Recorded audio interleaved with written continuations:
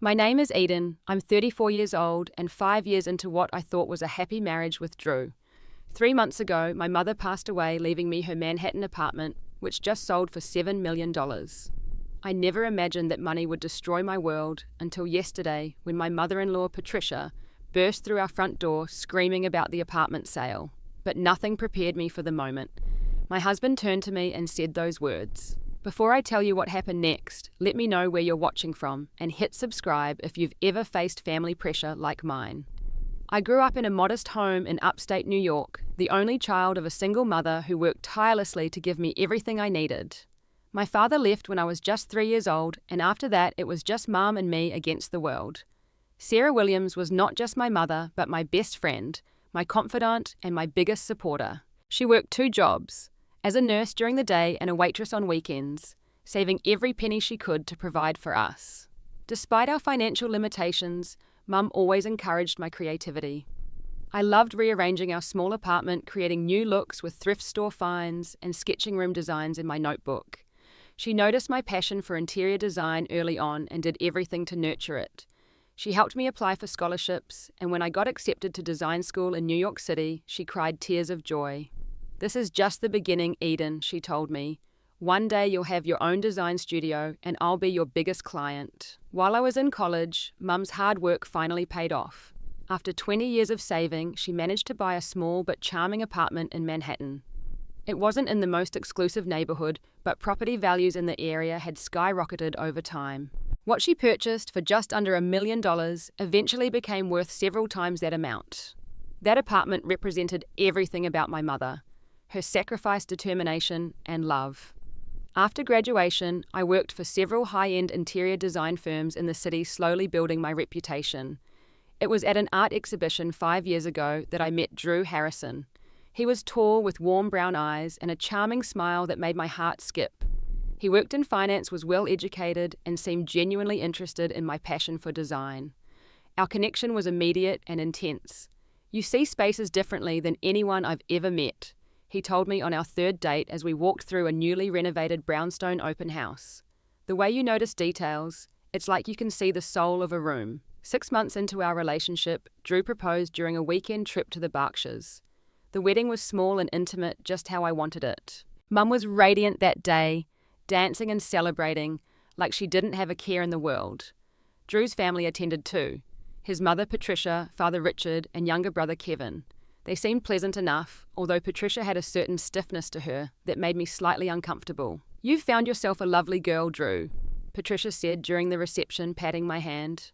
"Though I always imagined you with someone from our circle." She laughed as though it was a joke, but her eyes remained calculating. The first 2 years of our marriage were blissful. Drew and I bought a beautiful townhouse in Brooklyn, merging our styles into a home that felt perfectly us. I continued working at a prestigious design firm while dreaming of starting my own studio someday. Drew's career in investment banking was thriving, and we enjoyed a comfortable life. My relationship with Drew's family was cordial but never particularly warm. We would have dinner with them once a month at their elegant home in Connecticut. Patricia was always polite, but maintained a certain distance. Richard was quiet and often seemed distracted by work.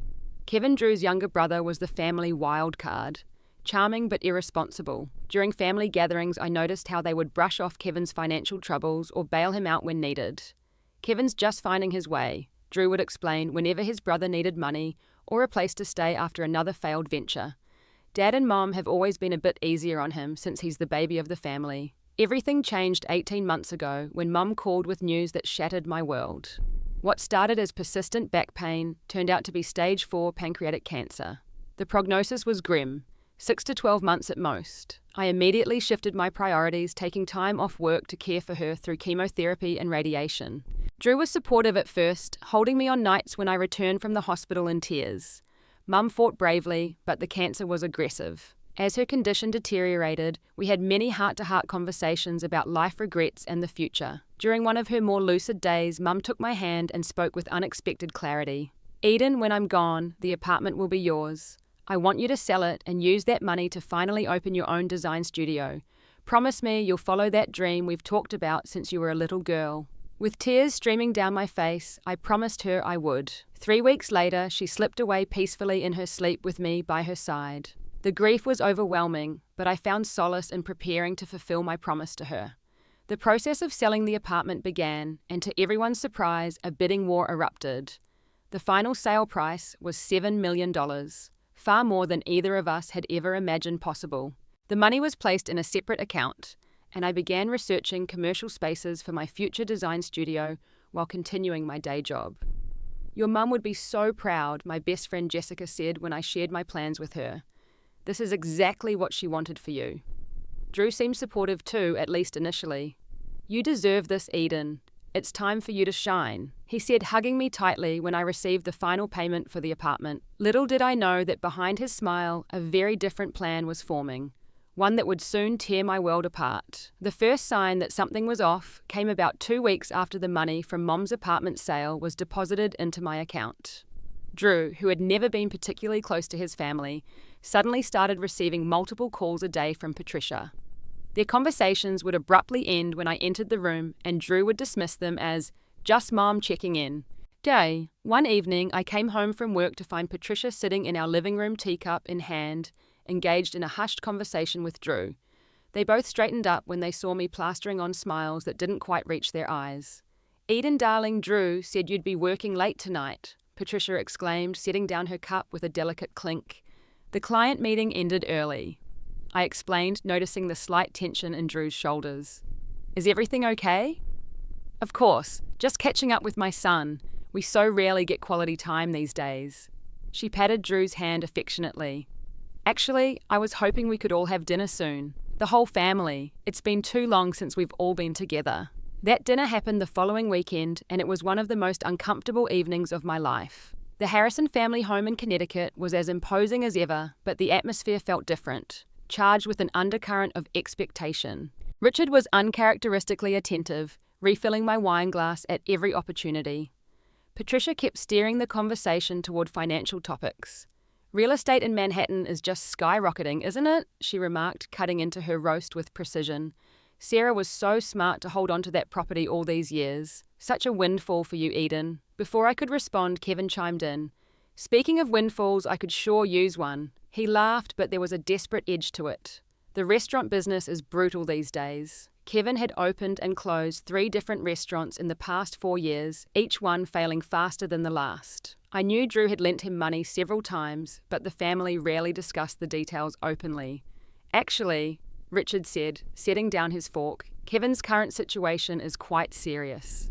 He looked at his younger son with an expression I couldn't quite read. "Perhaps this is a good time to discuss it." Over dessert, Kevin revealed that his latest restaurant venture had put him in debt with some serious people. He'd taken out loans with high interest rates and was now facing threats if he didn't pay soon. The total amount was staggering, nearly $500,000. "We've always managed as a family," Patricia said, reaching over to squeeze my hand. "We support each other through difficult times. That's what families do." The implication hung in the air like a heavy cloud. On the drive home, Drew finally broached the subject directly.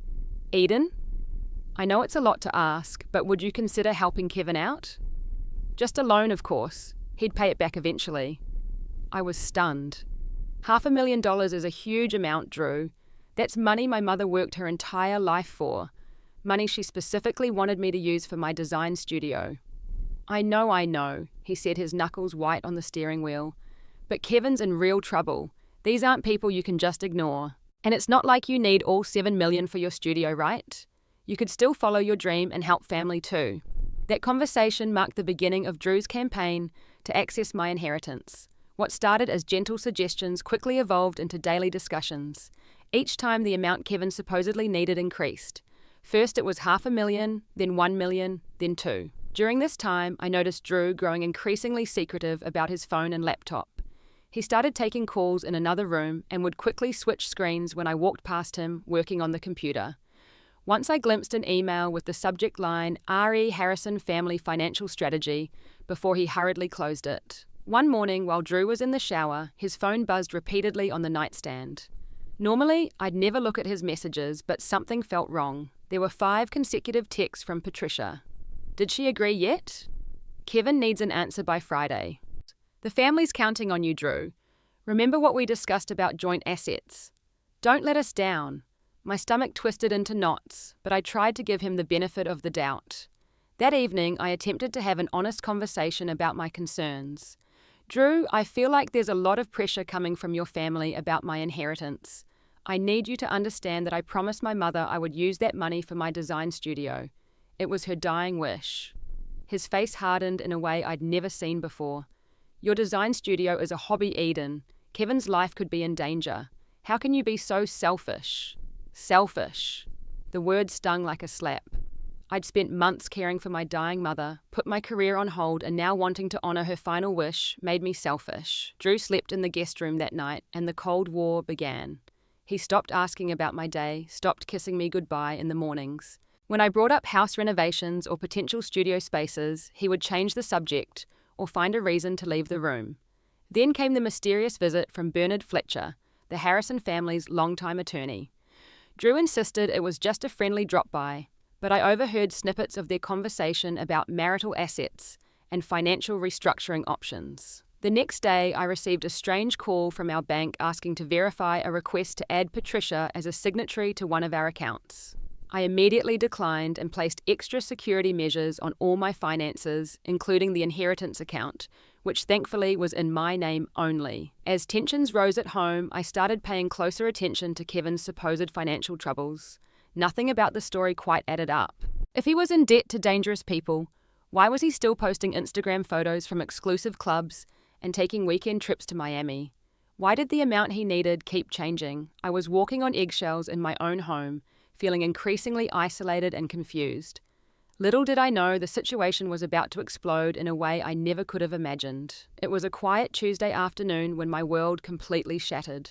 I was working from home finalizing some client designs in our home office when I heard the front door slam with such force that picture frames rattled on the walls. Heavy footsteps thundered through the entryway, followed by a shrill voice that made my blood run cold. Where is she? Where's Eden? Patricia's voice echoed through our home with a venom I'd never heard before. Confused and startled, I saved my work and walked toward the commotion. As I reached the living room, Patricia spotted me, her face contorted with rage, her normally perfectly styled hair disheveled as if she'd been running her hands through it repeatedly. There you are, she spat, advancing toward me with an accusing finger pointed directly at my chest. Where's the money from your mother's apartment sale? I froze, completely blindsided by her aggression and the inappropriate question. Excuse me? Drew appeared behind his mother, his expression a mixture of embarrassment and something else I couldn't quite identify. He wouldn't meet my eyes. Mom, I told you I would handle this, he muttered, placing a hand on Patricia's arm, which she immediately shook off.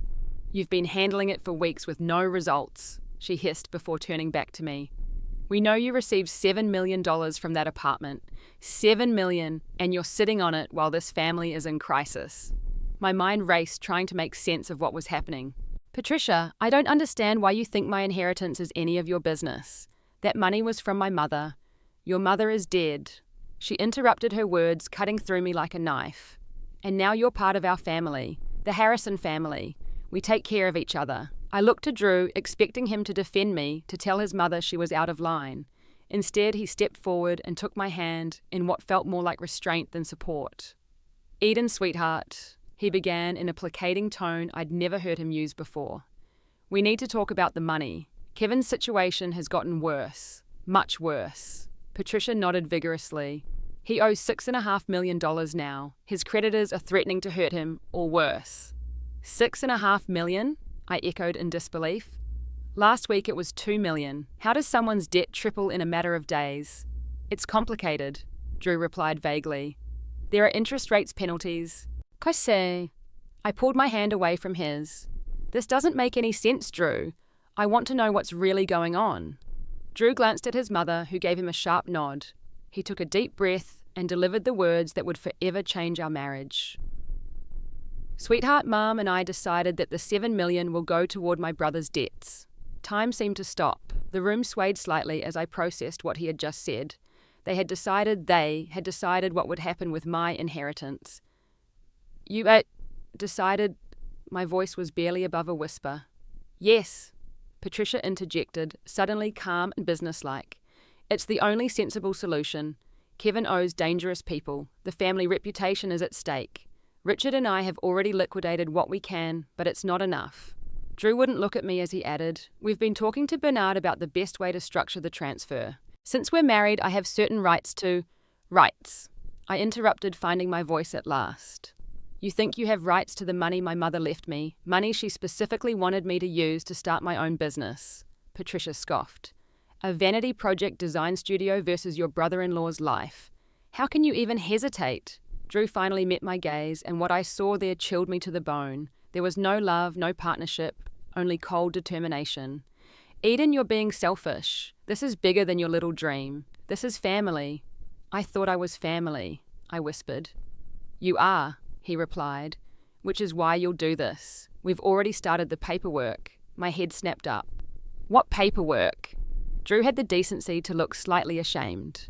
"Just some preliminary documents to expedite things once you agree." Patricia stepped forward, dropping any pretense of kindness.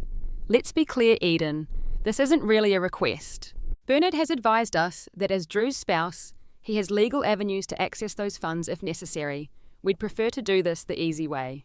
"Are you threatening me?" I asked in disbelief. "I'm being practical," she replied coldly. "Kevin needs this money immediately. The family needs this resolved.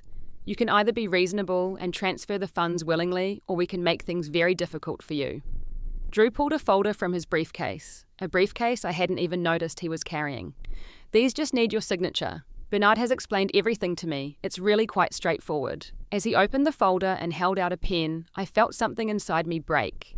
This man I had married, who I had loved and trusted, had been plotting behind my back to take the last gift my mother had given me. He and his family had been calculating how to legally strip me of my inheritance, while I grieved the loss of the only real family I'd ever known. I looked from the papers to Drew's expectant face, to Patricia's triumphant smile, and I knew with absolute clarity that nothing would ever be the same again. I mumbled something about needing a moment and stumbled to our bedroom, locking the door behind me. My hands shook as I collapsed onto the bed, hot tears streaming down my face. The betrayal cut so deep I could barely breathe. Through the door, I could hear Patricia's muffled voice saying, "Don't be soft, Drew. She'll come around when she realizes she has no choice." Wrapping myself in the quilt my mother had made for our wedding, a cruel irony now, I tried to make sense of what was happening. How had I missed the signs? Had Drew married me knowing my mother owned a valuable apartment? Had he been playing the long game all along? My mind raced back through our 5 years together, searching for clues I might have missed. There was the time Drew seemed overly interested in my mother's will after her diagnosis. The mysterious calls that increased after the apartment sold. The way Patricia had suddenly started inviting me to lunch, asking subtle questions about my finances. I thought about the night I'd found Drew on the computer at 3 a.m, claiming he couldn't sleep and was just reviewing some work documents. Now I wondered if those documents had anything to do with my inheritance. Between sobs, I grabbed my phone and called Jessica, my best friend since college, and conveniently a family law attorney. "They're trying to take it all, Jess," I whispered, afraid Drew might be listening at the door. "My husband and his family want every penny of Mum's money." "Where are they now?" she asked, her voice instantly switching to professional mode. "In my living room, waiting for me to sign papers transferring the money to them." "Don't sign anything," she said firmly. "Not a single page. In fact, take photos of any documents they've shown you if you can do it safely. Drew keeps saying he has rights to the money because we're married." Jessica's laugh was short and without humour. "That's not how inheritance works, Eden. Your mother's bequest to you is separate property, not marital property. It doesn't automatically become Drew's just because you're married." A tiny spark of hope flickered to life. "Really? Really? Especially if it's still in an account in your name only. Have you commingled the funds with any joint accounts?" "No," I replied. "It's in a separate account my mother set up before she passed. She was very specific about that." "Smart woman, your mum," Jessica said. "Listen, stay calm. Tell them you need time to think. Don't antagonize them, but don't agree to anything either. I'm going to call Maria." Maria Diaz had been my mother's accountant and financial advisor for decades. She had helped set up the inheritance and handled the apartment sale. "Why?" I asked. "Because I have a feeling your mother may have put more protections in place than even you know about. Sarah was no fool, and she adored you." After ending the call, I sat in silence for several minutes, gathering my strength. Then I unlocked the bedroom door and returned to the living room with as much dignity as I could muster. Drew and Patricia had made themselves comfortable, looking through my design portfolio with critical eyes. "These are quite simple," Patricia was saying, turning pages with a dismissive flick of her wrist. "I suppose there's a market for minimalist design, though personally I prefer something with more substance." I cleared my throat and they looked up, Patricia setting the portfolio aside as if it were a child's colouring book. "I need time," I stated, keeping my voice steady. "This is a lot to process." Drew started to protest, but Patricia held up a hand to silence him. "Of course, dear. Family decisions can be overwhelming." Her smile didn't reach her eyes. "Take the evening to think it over. We'll need an answer by tomorrow." After they left, Drew claiming he needed to help his mother home, though she had driven herself, I went straight to his office in our home. I had never searched through his things before respecting his privacy, but those days were over. His laptop was password protected, but I knew the password. Our wedding date, followed by his mother's initials, which should have been a red flag in itself. What I found made my blood run cold. Folders of emails between Drew Patricia and Bernard Fletcher discussing Operation Securing Assets. Documents analysing the legal avenues for accessing inheritance through spousal rights. A detailed timeline showing when they expected to get their hands on my money, dating back to before my mother had even passed away. Most damning of all was an email from Drew to a different attorney, not Bernard, asking how to circumvent potential obstacles if the wife was uncooperative about releasing inherited funds. The attorney's cautious reply advised that while inheritance was typically separate property, there were strategies that could be employed to create pressure. I took photos of everything, my hands trembling with a mixture of grief and rage. This wasn't just about money. It was a calculated betrayal by the man who had vowed to love and protect me. That night, I made a second call, this time to Maria Diaz directly. Her response to my situation was immediate and fierce. "Your mother suspected something like this might happen," she told me, her voice tight with anger. "Not specifically with Drew, but she was concerned about anyone trying to take advantage of you after she was gone." "What do you mean?" I asked. "Sarah came to see me privately a week before she passed. She had me set up some additional legal protections on your inheritance. The account you're seeing is just the surface. The bulk of the funds are held in a trust with very specific conditions. Drew can't touch them no matter what legal maneuvering he tries." For the first time since Patricia had burst into my home, I felt a glimmer of hope. My mother was still protecting me even now. "What do I do next?" I asked. "You fight," Maria replied simply. "And you remember who you are, Sarah Williams's daughter. She didn't raise you to be pushed around, not even by people who claim to love you." As I hung up the phone, a sense of clarity washed over me. I knew exactly what I needed to do next. The next morning, while Drew was still asleep in the guest room, I left the house before dawn and met Jessica at her office. Together, we crafted a battle plan that would protect both my inheritance and my future. Jessica called Maria, who joined us an hour later with a stack of documents and a determined expression. "First things first," Jessica said, spreading papers across her conference table. "We need to secure your funds beyond any shadow of a doubt." Maria nodded. "The trust your mother established already provides significant protection, but we should take additional steps given the aggressive nature of their approach." Over the next few hours, we transferred the visible portion of my inheritance into the more secure trust structure Maria had established with my mother. Jessica drafted a cease and desist letter to be sent to Bernard Fletcher, warning him about potential ethical violations for his role in attempting to manipulate marital assets. "Next year," Jessica continued, "we need to understand exactly what we're dealing with.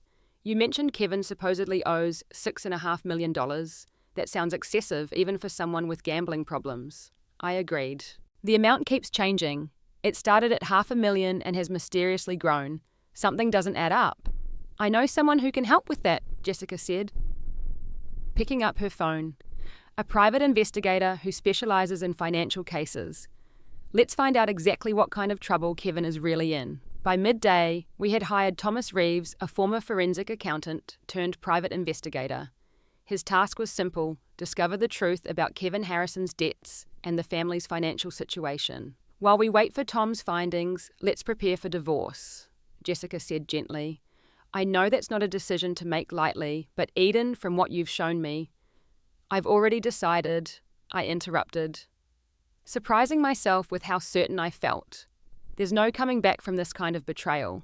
Drew wasn't just asking for money, he and his family were plotting to take everything regardless of what I wanted. Jessica squeezed my hand. I'll draw up the papers. In the meantime, you need a safe place to stay. Do you have somewhere you can go? That afternoon, while Drew was at work, I returned to our home with Jessica and packed essential items.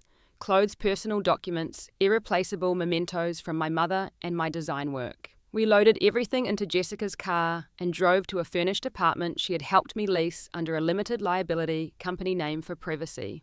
What about the rest of my things? I asked as we unloaded boxes. We'll get them later with proper legal documentation and possibly a police escort, Jessica assured me. For now, the priority is your safety and keeping Drew's family from knowing your location. Over the next week, I settled into my temporary home while our plan unfolded. Thomas Reeves worked quickly, delivering his initial findings during a secure video call. Kevin Harrison does have gambling debts, he confirmed, but nowhere near $6.5 million. Based on my investigation, he owes approximately $1.5 million to various casinos and private lenders. So where did the other $5 million come from? I asked. Thomas's expression was grim. That appears to be the amount Patricia and Richard want to extract for themselves. I've uncovered a pattern of similar behaviour in their past. 8 years ago, Richard's brother died, leaving a substantial insurance policy to his widow. The Harrisons managed to convince her to invest the money in their family business. She never saw a penny of it again. This revelation, while shocking, only confirmed what I already knew in my heart. The Harrisons weren't trying to save Kevin. They were using his problems as a pretext to seize my inheritance for their own purposes. Further investigation revealed that Drew had been aware of this scheme from the beginning. Thomas found emails dating back to shortly after my mother's diagnosis, in which Drew had discussed her apartment's value with his parents and strategized about how to secure the asset for the family once she passed. Armed with this information, Jessica accelerated our legal strategy. She filed for divorce on grounds of fraud and breached fiduciary duty, requesting an immediate temporary restraining order against Drew and his family. Meanwhile, I contacted a real estate agent and listed the Brooklyn townhouse Drew and I had shared. I would need to establish my own permanent residence eventually, but for now the secure apartment served its purpose. I also began quietly meeting with commercial real estate agents to find the perfect location for my design studio. Honoring my promise to my mother became not just a goal, but a lifeline. Something positive to focus on while the legal battle unfolded. Drew had been calling and texting incessantly since discovering I had left. His messages oscillated between rage, "How dare you disappear like this?" and false contrition. I only wanted what was best for the family, our family. I forwarded everything to Jessica without responding. 2 weeks after my departure, Patricia called an emergency family meeting at the Harrison home in Connecticut. Drew relayed the message, pleading with me to attend. "Everyone will be there," he wrote. "We can work this out as a family if you'd just be reasonable." After consulting with Jessica, I agreed to attend. But not alone. The meeting would provide the perfect opportunity to confront the entire Harrison family at once and reveal that I knew exactly what they had been planning. The stage was set for a confrontation none of them would see coming. The day of the Harrison family meeting arrived with an appropriately dramatic thunderstorm. Jessica drove me to the imposing colonial-style mansion where Drew had grown up, windshield wipers, fighting against the downpour. "Remember the plan," she said as we pulled into the circular driveway. "Stay calm, let them do most of the talking, and wait for my signal before you reveal anything." My heart pounded as we approached the front door, Maria Diaz following close behind us with her briefcase of documents. Drew answered the door, his expression darkening when he saw I hadn't come alone. "This is a family meeting, Eden," he said stiffly. "Who are these people?" "My support team," I replied, stepping past him into the foyer without waiting for permission. "Since you'll have your entire family present, I thought it only fair I bring mine." The Harrison clan had assembled in the formal living room. Patricia and Richard seated regally on the antique sofa, Kevin slumped nervously in an armchair, and Bernard Fletcher standing by the fireplace with a portfolio of documents. Several other relatives I recognized from our wedding were also present, their curious gazes following me as I entered. "Eden, darling," Patricia began, her voice dripping with false warmth. "We're so glad you decided to join us. We've been worried about you since your impulsive departure." I said nothing, simply taking a seat in a straight-back chair near the door, Jessica and Maria flanking me on either side. I don't believe we've been introduced to your friends. Patricia continued, eyeing Jessica's power suit and Maria's no-nonsense demeanor with barely disguised disdain. In due time, I replied. I believe you called this meeting, Patricia. Please proceed. She blinked momentarily, thrown by my calm assertiveness, but quickly recovered. Rising to her feet, she addressed the room with the practiced ease of someone accustomed to commanding attention. We're gathered here today to address a serious family crisis. She began, her gaze sweeping over the assembled relatives. As many of you know, Kevin has found himself in a difficult financial situation. The amounts involved are substantial, and the consequences of failing to resolve this matter could be dire for both Kevin personally and our family's reputation. Several relatives nodded sympathetically. Kevin himself stared at the floor, the picture of contrition. Fortunately, Patricia continued, a solution has presented itself. My daughter-in-law Eden recently inherited a significant sum from her mother's estate, $7 million from the sale of a Manhattan apartment. She paused, letting the impressive figure sink in for the assembled family members. Drew and I have proposed that these funds be used to resolve Kevin's situation and protect the family name. It's the sensible solution, the family-minded solution. Patricia turned her attention directly to me, her eyes cold despite her smile. Unfortunately, Eden has been resistant to helping family in need. She's even gone so far as to temporarily leave her home and husband over the matter. Consultation. Murmurs of disapproval rippled through the room. I felt their collective judgment but remained unmoved. That's why we've gathered today, Patricia concluded, to present a united family front and help Eden understand her duty as a Harrison. Bernard Fletcher stepped forward, adjusting his glasses. I've prepared the necessary documents to facilitate a transfer of assets from Mrs. Harrison's accounts to the family holding company. From there, we can allocate funds to resolve Kevin's obligations and prevent any unfortunate consequences. Drew approached me, documents in hand. Eden, please. This is bigger than just us. It's about family loyalty. I looked up at the man I had once loved with all my heart, seeing him clearly for perhaps the first time. Family loyalty works both ways, Drew. Jessica nodded slightly. Our signal. I stood up, my voice steady as I addressed the room.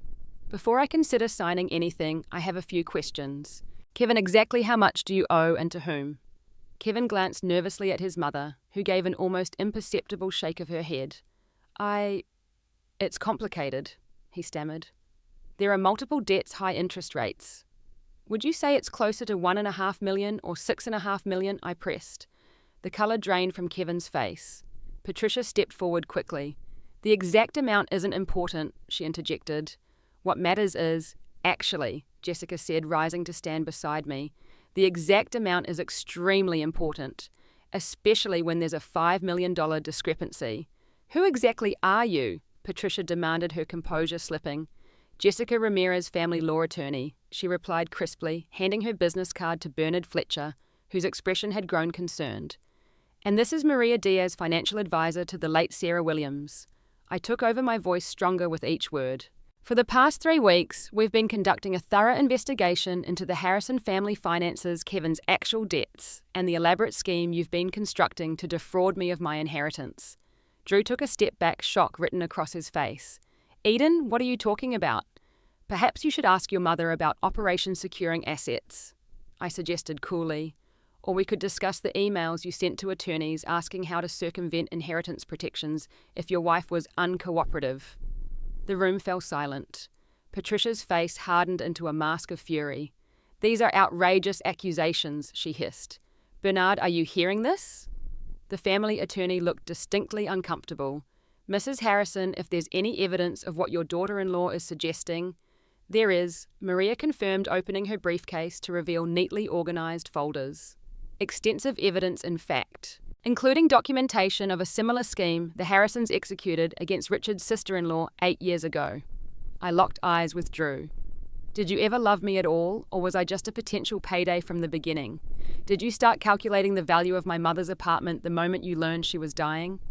His silence was answer enough. Jessica placed divorce papers on the coffee table.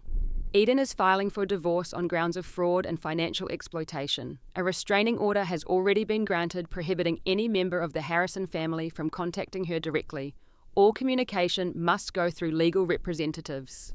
Patricia lunged forward, her carefully maintained facade finally cracking completely. You ungrateful little... I wouldn't finish that sentence if I were you, Jessica warned, especially not in front of witnesses. I raised my hand, silencing the room. Despite everything I've already arranged for $1.5 million, the actual amount of Kevin's gambling debts, to be paid directly to his creditors. Not because you deserve it, but because I refuse to sink to your level of callousness. Kevin's head snapped up, his expression a mixture of shock and grudging gratitude. The remaining $5.5 million will stay exactly where my mother intended it to be, funding the design studio that was her final wish for me. The trust she established is ironclad, as Bernard will confirm if he reviews the documents Maria is providing. Bernard accepted the folder Maria offered, flipping through it with increasing discomfort. This appears to be quite comprehensive, he admitted reluctantly. I turned to Drew one last time. The townhouse is being sold. Your belongings have been packed and moved to storage. The access information has been sent to your office. Then I addressed the entire stunned room. For a family so obsessed with loyalty, you showed remarkably little of it to me. I came into your lives with nothing but love and goodwill, and you conspired to strip me of everything my mother worked her entire life to provide. I gathered my purse, nodded to Jessica and Maria, and walked toward the door. Turning back one last time, I delivered my parting words. Consider yourselves fortunate that I'm only taking what's rightfully mine, instead of pursuing the criminal charges your actions likely warrant. With that, I walked out of the Harrison house and into the rain, which had suddenly stopped. A perfect rainbow arched across the sky as I stepped into Jessica's car, nature's own symbolic fresh start. 18 months later, I stood in the center of Eden Williams' design studio, watching the morning sunlight filter through the large windows of what was once an abandoned warehouse in Brooklyn. The space had been transformed into a sleek yet warm environment that perfectly captured my design philosophy: modern functionality with soul. The grand opening was scheduled for the following week, but today the studio was peaceful, allowing me to appreciate how far I'd come since that stormy day at the Harrison house. The first few months after leaving Drew had been brutal. Despite the clarity of my decision, grief ambushed me at unexpected moments. Not for the loss of Drew himself, I realized, but for the death of what I'd believed our marriage to be. I grieved the future. I had imagined the partnership I thought we shared, the love I had given so freely to someone who saw me as nothing more than a financial opportunity. Jessica had been my rock both professionally and personally. The divorce proceedings went relatively smoothly once the Harrisons realized the extent of evidence we had gathered. Drew, faced with potential criminal charges for attempted financial fraud, agreed to my terms without contest. The restraining order remained in place, providing a necessary boundary that helped me begin healing. Maria had helped me implement my mother's vision for the inheritance, setting up a business structure that protected my assets while allowing me to invest in my dream. The studio had taken nearly a year to renovate and design, every detail carefully considered as a tribute to my mother's belief in me. I had also started a small charitable foundation in Sarah's name, providing scholarships for young designers from underprivileged backgrounds, turning part of my pain into purpose for others. The lighting fixtures arrived, called Zoe, my assistant and first official employee, as she walked through the front door balancing coffee cups. A recent design school graduate with boundless energy and talent, she reminded me of myself a decade earlier. Perfect timing, I replied, accepting the coffee gratefully. The photographers will be here tomorrow for the website shoot. As I walked Zoe through the day's schedule, my phone buzzed with a text from Jessica. Lunch today, have some news. Jessica and I had maintained our weekly lunch tradition throughout my journey of rebuilding. Sometimes we discussed legal matters, but more often we simply enjoyed each other's company. She had become the sister I never had. Over Thai food at our favorite spot, Jessica shared her news. I ran into Kevin Harrison yesterday. My fork paused halfway to my mouth. Kevin where? At a Gamblers Anonymous meeting. She gave me a meaningful look. I was there supporting a client. How is he? I asked, surprising myself with genuine curiosity. Sober, working a program, actually looked healthy. Jessica took a sip of her iced tea. He asked about you. What did you tell him? That you were doing well and about to open your studio. Kinesiting. I nodded, processing this unexpected connection to my past. Did he say anything else? Jessica hesitated. He asked if you'd be willing to meet him. For closure, he said. I told him I'd pass along the request but made no promises. My immediate instinct was to refuse, but something made me reconsider. Perhaps it was the work I'd done in therapy learning that forgiveness was more for my peace than for those who had wronged me. 2 days later, I met Kevin at a quiet coffee shop in neutral territory. He looked different, thinner, clearer-eyed, without the flashy clothes and accessories he'd once favoured. "Thank you for agreeing to see me," he began, hands wrapped nervously around his coffee mug. "I wouldn't have blamed you if you'd said no." "I almost did," I admitted. "Why did you want to meet?" "To apologise," he said simply.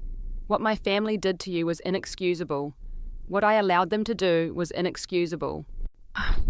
I studied him, looking for signs of the old manipulative Kevin. Finding none, I asked, "Are you still in contact with them?" He shook his head. "Limited contact with my father. None with my mother or Drew. After everything fell apart, Patricia was, well, she needed someone to blame. I became the family scapegoat." "That must have been difficult," I said, surprised by my own empathy.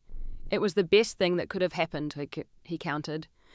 "Being cut off financially forced me to finally face my addiction. I've been sober for 14 months now." As our conversation continued, Kevin shared more about the Harrison family dynamics I'd only glimpsed during my marriage. The toxic patterns of control, the emotional manipulation, the way Patricia had pitted her sons against each other from childhood. Drew was always the perfect son, groomed to enhance the family's social status. I was the disappointment, the problem child. But we were both just pawns in her game. "Kaikea." He looked at me directly. "That doesn't excuse what Drew did to you. Nothing could." "Have you heard from him?" I couldn't help asking. "He moved to London last year. Banking position. I think he's seeing someone new." Kevin paused. "Eden, there's something else you should know. Your mother's apartment wasn't the first time." My stomach tightened. "What do you mean?" "Drew's first girlfriend in college. Her grandmother left her some valuable antiques. Somehow they ended up in my parents' house. There was a fiancé before you with a trust fund. The engagement mysteriously ended after my parents met with her financial advisor. Though the information wasn't entirely surprising, it still hurt to have confirmation that I'd been targeted as part of a pattern." "Why are you telling me this?" I asked. "Because you deserve to know it was never about you. You weren't flawed or unlovable or whatever else you might have told yourself. You were just prey." His expression softened. "And because I want to thank you." "Thank me for what?" "For paying off my actual debts when you had every reason to let me suffer. That act of kindness, when you had nothing to gain, it was the first step in my recovery. It made me believe maybe I deserved a second chance." As we parted ways, Kevin awkwardly extended his hand. I took it briefly, not quite ready for more, but acknowledging the small bridge we had built over a chasm of past harm. Walking back to my studio, I felt lighter somehow. The conversation had provided a missing piece in my healing journey, understanding that the Harrisons' behaviour had never been a reflection of my worth, but rather a manifestation of their own brokenness. In the months since opening Eden Williams Design, my professional life had flourished beyond my wildest expectations. My fresh approach to interior design had attracted attention from several architectural magazines, and client requests were streaming in faster than my small team could handle. On the personal front, I had recently begun dating again, cautiously, mindfully. Michael was a landscape architect I'd met while collaborating on a rooftop garden project. Our relationship was progressing slowly, built on mutual respect and transparent communication. Lessons hard won from my past. My mother's final gift had transformed my life in ways neither of us could have imagined. Not just financially, but by forcing me to discover my own strength, resilience, and capacity for rebuilding after devastation. Standing in the centre of my studio, running my fingers along the reclaimed wood conference table, where I would soon be presenting designs to clients, I felt my mother's presence more strongly than I had since her passing. "You were right, Mom," I whispered to the empty room that somehow didn't feel empty at all. This was always the path I was meant to follow. The journey from betrayal to rebuilding had been painful but necessary. I had learned that sometimes the most devastating storms clear the way for something truer and more beautiful than what existed before. Sometimes what feels like an ending is actually the beginning you've been waiting for all along. Have you ever had to choose between loyalty to someone else and being true to yourself? Let me know in the comments below. And if my story resonated with you, please hit like, subscribe, and share with someone who might need to be reminded of their own strength today. Thank you for listening, and remember, the family you create through love and trust is sometimes more precious than the one you're born or married into.